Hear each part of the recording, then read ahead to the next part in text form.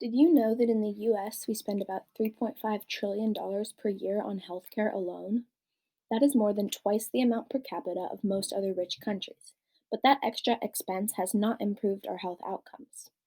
This is because we have a very complicated and inefficient healthcare system.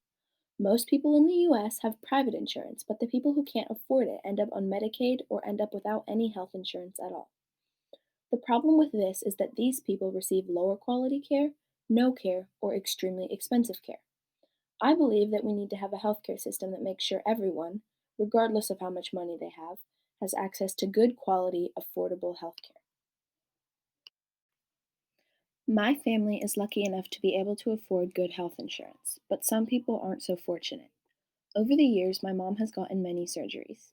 Even though our health insurance paid for most of each one, a lot of them were still quite expensive. In fact, they were expensive enough that if we didn't have health insurance, it would have been very difficult for us to afford.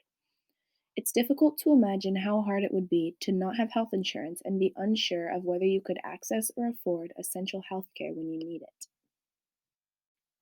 Nearly one third of all Americans have little to no health insurance.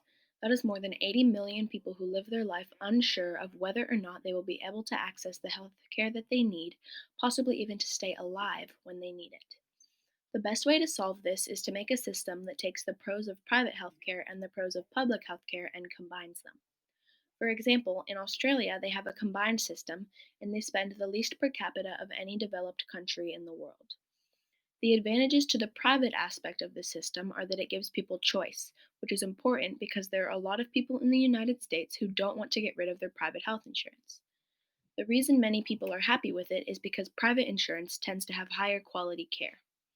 A benefit to the public segment of the system, as shown by many countries in Europe, such as Germany, Norway, and Sweden, is that it costs significantly less than our current healthcare system in the US. Another pro to the public section of the system is that everyone has access to the same treatments. One of the disadvantages to an entirely public healthcare system is that the quality of care is likely to decrease. Obama made a system called Obamacare, which was an attempt to create a combined system. It was a good start to solving our healthcare problem because it helped people who couldn't afford it pay for care, but it didn't succeed in reducing costs. In my opinion, we should expand Obamacare and make a bigger effort to reduce healthcare spending in the United States. Practically every other developed country in the world has an at least partly public healthcare system, and they spend, on average, half the amount of money per capita on healthcare that we do in the US. Here, we have an almost entirely private healthcare system with the exception of Obamacare, which is a government program that offers some people more affordable health insurance. Donald Trump is trying to abolish Obamacare, which would leave 75 million people in the US without any health insurance. Joe Biden is proposing a plan called Biden Care that will expand Obamacare but also allow people to continue with their private insurance if they prefer it. He will create a combined system that will provide all people with good quality, affordable healthcare, and he will also work to reduce healthcare spending in the US. Please remember this when you are voting for the next President of the United States.